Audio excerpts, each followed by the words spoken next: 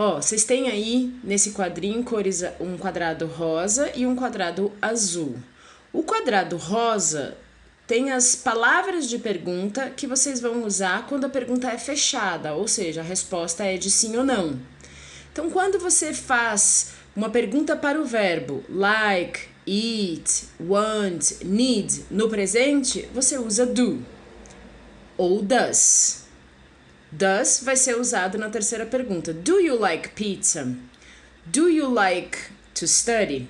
Does she like pizza? Does she like to study? Veja que eu fiz a mesma pergunta para a primeira pessoa I ou para a terceira pessoa does. E a pergunta está no presente. Se eu usar did na mesma pergunta, a pergunta está no passado. Did she like to study? Did you like the pizza? Eu estou perguntando se você gostou da pizza, se ela gostava de estudar. É did para todo mundo. Eu, tu, ele, nós, vós, eles. I, you, he, she, it, we, they. Então, did é para fazer pergunta fechada no passado. Do e does para fazer pergunta fechada no presente. Então, eu começo a frase com a palavrinha de pergunta e já na primeira palavrinha eu sei se a pergunta está no presente ou se ela está no passado. E eu vou usar do para fazer pergunta para todos os verbos, menos para o verbo to be. Eu não preciso de auxiliar quando eu faço perguntas com o verbo to be, ou seja, quando eu faço perguntas onde o verbo principal é ser ou estar, era ou estava. Are you happy? Is she your teacher? Were you at home? Was he mad?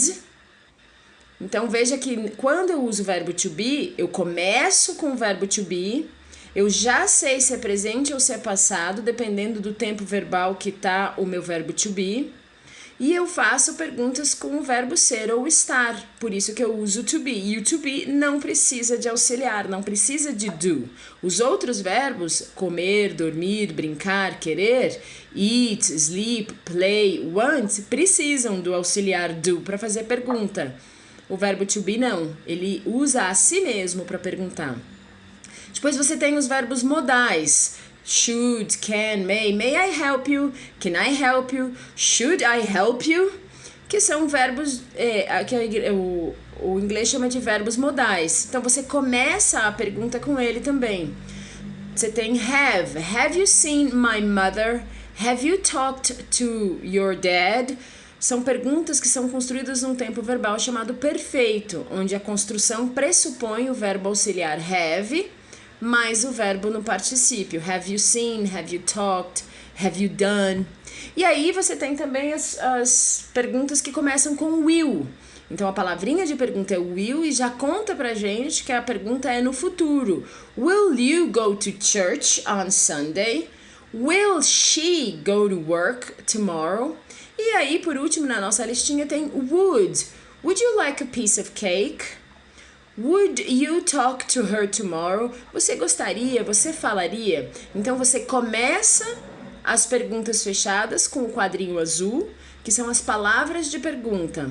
E elas já indicam o tempo verbal da pergunta.